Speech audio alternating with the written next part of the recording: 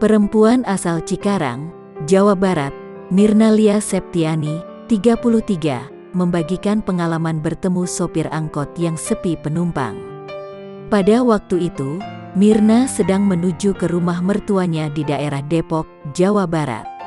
Mirna melihat sopir angkot itu hanya membeli bensin Rp12.000.